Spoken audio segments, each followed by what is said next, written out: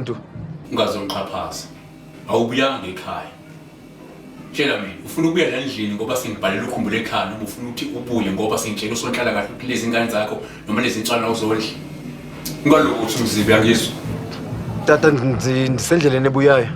Uma ungabuyi, ngizoposa lezi nswane uyoyithola eminyango lapha ethaveni la uhlala khona. Uyangizwa?